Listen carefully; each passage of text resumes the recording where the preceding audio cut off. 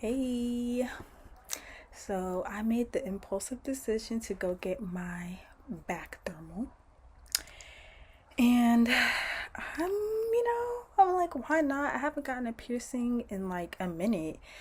I think the last piercing, my lips are dry as hell. Hold on.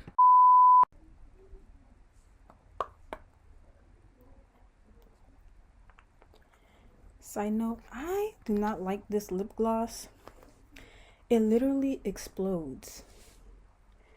Like literally it will spill everywhere to the point I literally have to put it in a mini container so that it doesn't get everywhere.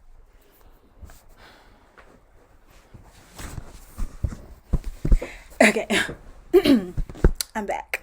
So I made the impulsive decision to go get my back thermal, and the last piercing I got, I think, is my tongue. And I got this my sophomore year of college.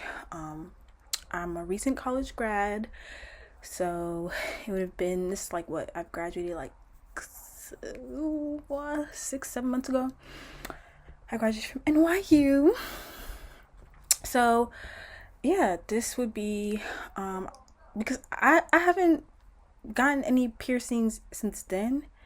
I'm really trying to think, is that true? Yeah. Cause yeah, the last piercing I got was my tongue piercing, and that was 2 years ago. So I'm thinking about getting my back thermal. This is where my back thermal will go. Show you right here. So I'm hoping that all things go well. The thing that I'm mostly concerned about is the healing process, because I've heard that back thermals particularly, those, they have a very high rejection rate. And so I don't want to get something where it's like I'm gonna be suffering, right? Then enjoying it. I want to get a piercing and I'm enjoying it versus I'm suffering. Okay, like I'm all for having fun, being cute, but I don't want to be suffering in the name of a piercing. So I just speak that this piercing, the healing process goes beautifully. And especially since like I'm a fashion girly, I love fashion, I love clothes, so it's just like having to be extra mindful when getting this piercing and making sure that it doesn't when I'm changing my clothes or I'm putting on outfits and putting on certain clothes, that it doesn't mess up my piercing. So I'm gonna ask them if it's okay to put on a bandage over the piercing if I'm wearing like any particular clothing that might like rub against it, because I know like usually when you get a piercing you're supposed to let it breathe. So hopefully that's okay to do. But let me just go there and see how it is. So I think it's gonna be cute. I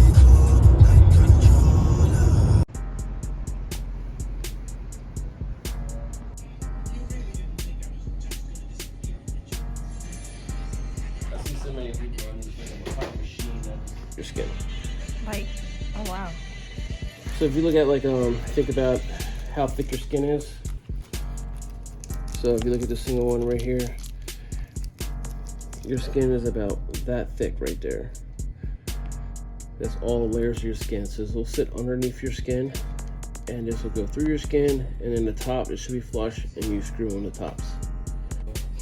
The straight diamond ones. So let's find a straight diamond one. Signing the waiver. I'm thinking about getting a piercing. Okay. I don't know. That way you won't like. Oh no, yeah, you're fine. Okay. It's in there. It's not too snug where if you try to change your jewelry, you won't.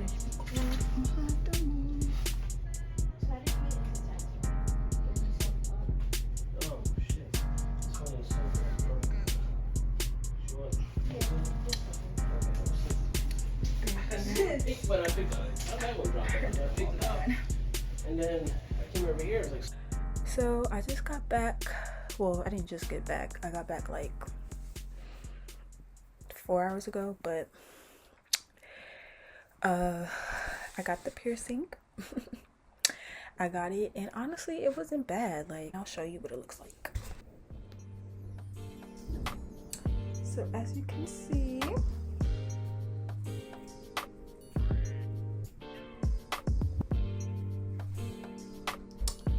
this is the piercing.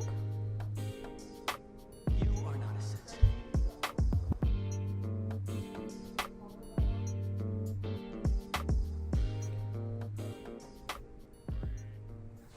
It wasn't a bad experience. And like I said before, my last piercing was my tongue piercing, and honestly that was the most painful piercing I got done, my tongue. And mind you, I had my nipples pierced. I've had like the cartilage right here pierced, but I took it out. And you know, I've had some piercings, and I think honestly too, the nose piercing is pretty. Among all the piercings I've had, I say the most like like up there would be my tongue and my nose. And the nose, because it's so thick, like it's so thick. But anyways, for the back dermal, I would rate it on a scale out of 1 to 5, 1 being least painful, 5 being extremely painful. I will give it a 2 out of 5. And the reason why I say 2 out of 5, the piercer, he did it really quick. So obviously if it's done like quickly, you know, you don't have that much time to process the pain. It's kind of like boom, and you're done.